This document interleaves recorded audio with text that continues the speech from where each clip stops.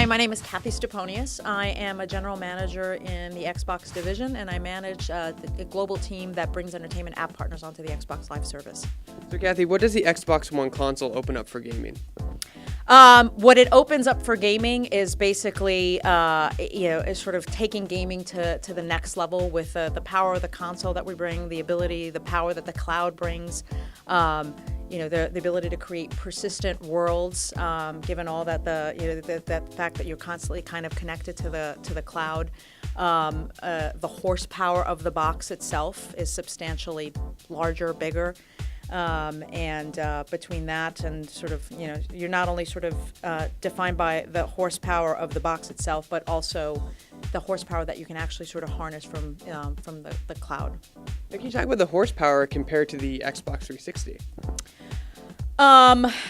So compared to the Xbox 360, I think we had, when you think about things like RAM, 512 megs of RAM, 8 gigs on the Xbox One.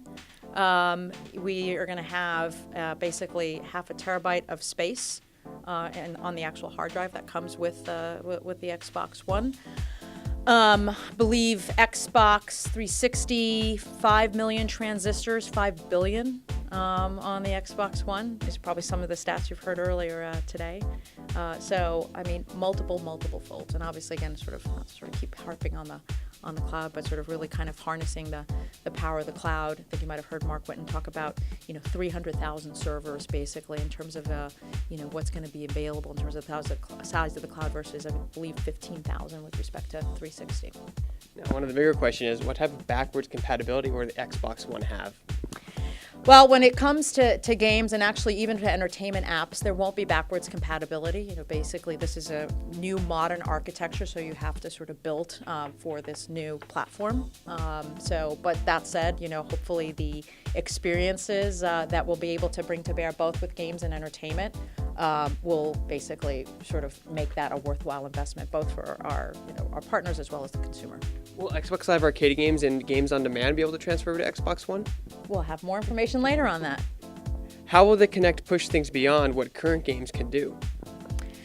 I think a lot of that remains to be seen. I'm sorry to kind of keep sort of bringing entertainment into this as well, because that's sort of the lens that I look at things. But first of all, the Kinect itself is a lot more powerful in terms of how it can see, when it can see in different sort of literally all sorts of light conditions, broader field of depth. The ability to kind of see with a lot more precision, things like, your facial expressions, digit movement, etc.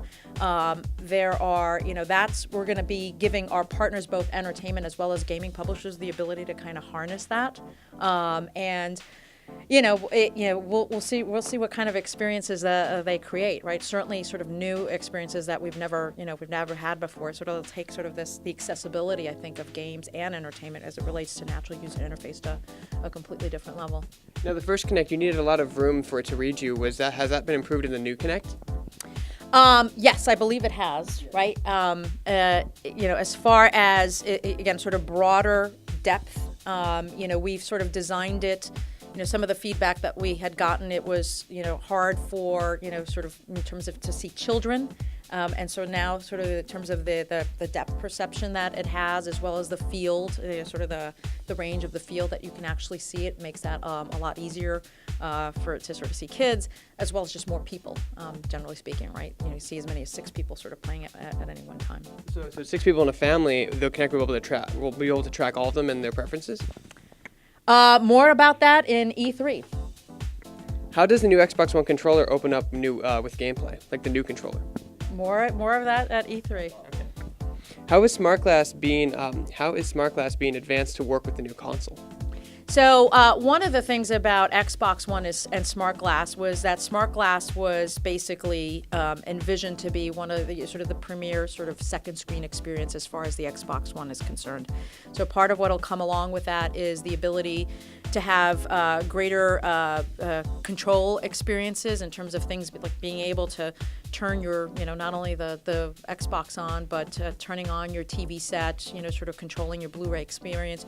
You'll be able to sort of search the program guide, for example, while not interrupting what's actually being sort of shown on the television set.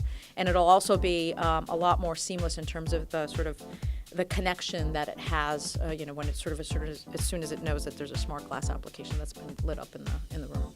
Now, obviously, it'll work with Windows 8 tablets, but it'll also be compatible with iOS and Android tablets. Certainly today we have smart glass available on iOS and Android, so I think you can continue to you should expect that that's going to continue in the future for the sort of the new version for Xbox One. Can you talk about how Microsoft is working with developers around the world to implement the next-gen games? More at E3. Can you talk about some of the games that were shown at the reveal? More at E3, I think. How do you see Remedy's Quantum Break bridging the gap between entertainment and gaming? So we'll have a demo at E3 that we'll be able to show you a lot more about that. How is EA Sports working with Microsoft on Xbox One? More at E3.